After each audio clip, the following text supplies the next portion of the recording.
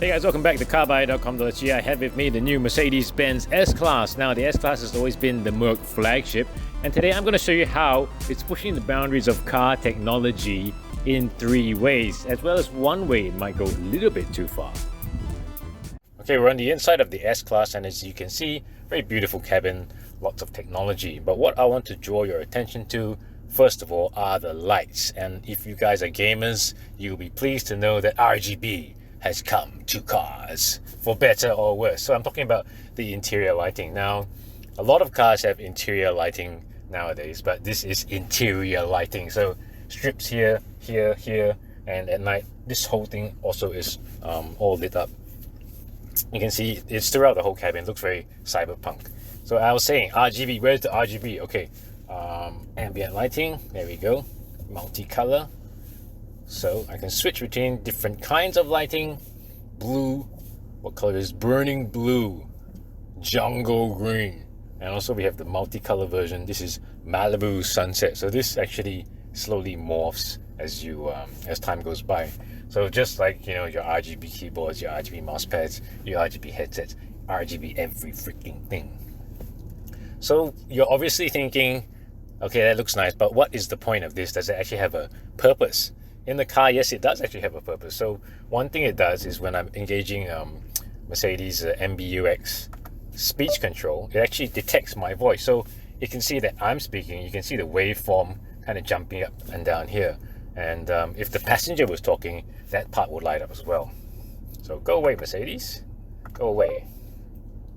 And also with this active safety systems on board, if you were, say, coming up behind the car and you're going too close and the forward collision assistant is detecting that you might smack into him, they'll actually warn you, and these things will actually light up in red to tell you. Or if you're going to get out of the car and there's a car approaching, there is a side, blind spot monitor system that actually warn you by lighting up in red. So it's not just to look nice, there are actual practical purposes for having the LEDs inside the car. Okay, so second of all, the big technology piece here obviously is the gigantic screen. Now, this is a 12.8-inch screen, and it's an OLED screen, so organic LED, the same technology that's in your phones, well, the Samsung phones anyway, and all the good displays. So very crisp, very bright display, and one of the first OLED displays I've seen in a car. And remember what I said about gaming coming to cars? That was RGB, a bit of a joke there, but really, Mercedes has this new infotainment system which powers the screen. Actually is its fastest yet, something like 50% more processing power than before, 16 gigabytes of RAM, 320 gigabyte SSD. It sounds awfully a lot like almost like a gaming computer now. And there's a good reason for that. So for example, in my navigation now, we have very sharp, very clear 3D graphics. Oh, look at that, wow. I think you could definitely run Doom on this. And I'm not talking about the old Doom, but the new Doom that came out in like 2018. Oh, look at that. That's Marina Bay for you.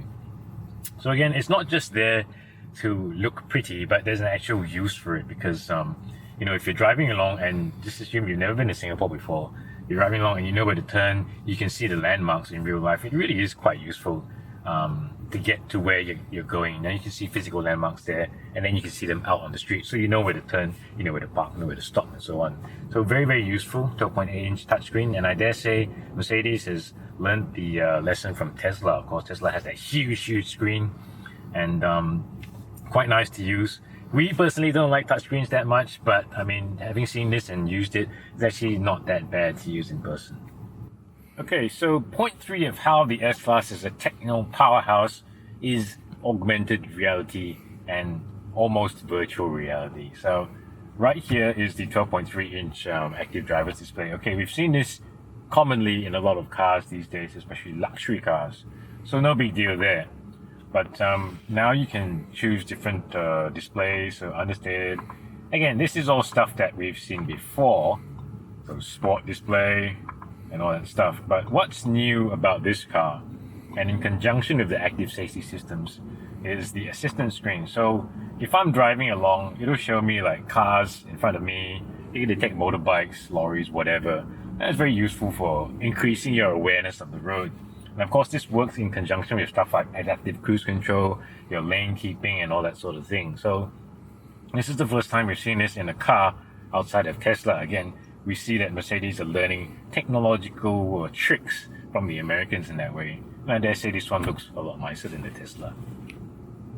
But to get back to the AR thing, there's also an optional $4,700 camera system you can mount inside the car. And what that does is it looks at your face and cringes. No, I'm kidding. It looks at my face and cringes.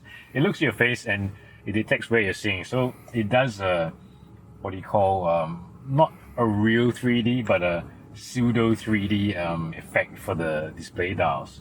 And again, that's not just so you can look at it and go, ooh, this is so cool. But there are also safety aspects here. So if it detects that you look behind and your rear sunshade is up, it'll put down the sunshade automatically. And other nice little touches to help you along with the driving like that. So AR. And also for this car, when you stop at a traffic light, you have something called a traffic light camera. So if you happen to be pressing your phone or whatever, they'll show you a view of whatever's in front of the car right here. So you know, oh, okay, it's time to go. I see that, there's someone crossing the road or whatever. And also if you're in navigation and you're at a junction and you have to turn or whatever, it'll tell you exactly where to turn by prompting you with a little blue arrow inside. So again, technology not just for the sake of technology, but also for the ease of the driver, him or herself. Alright, so all that technology is good and has a point, but is too much technology? Now, by and large, the user experience for us has been positive. You can read all about it, obviously, in our review of the car, which we will post a link in the description. But personally, there's been a little bit of it.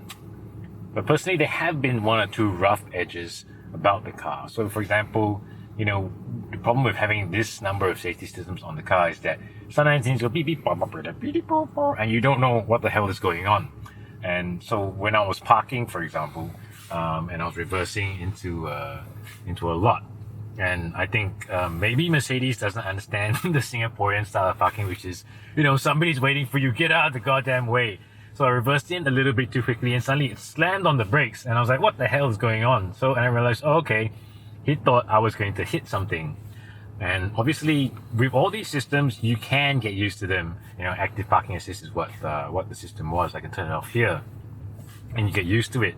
But it's just a matter of, is this too much of a driver load? And shouldn't I be paying more attention to the road when I'm looking at the screen all the time and things like that? What do you guys think about that? Obviously, I'm sure some of you have opinions on it. So let us know what you think about things like this.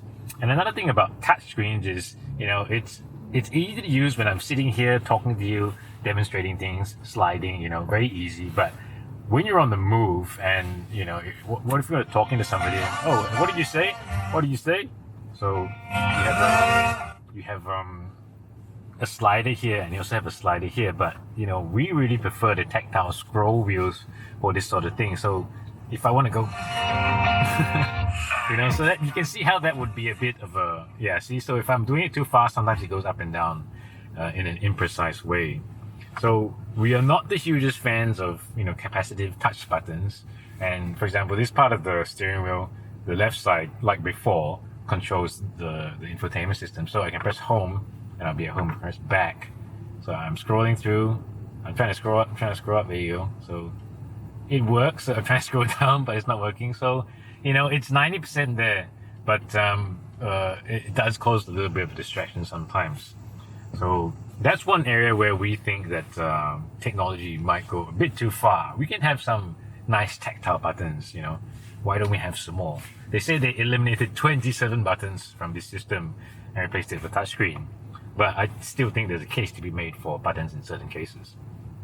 Okay guys, so that's why the Mercedes-Benz S-Class is a technological powerhouse in 3 reasons, and one reason maybe it goes a little bit too far down to the touch. So if you like this video, please like it and tell us what you think about active safety, about driver distraction and gigantic freaking screens in cars.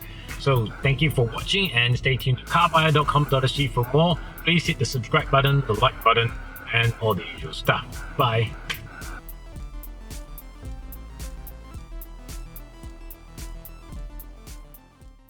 And rolling. Hey guys, welcome back to CarBuyer. Hey,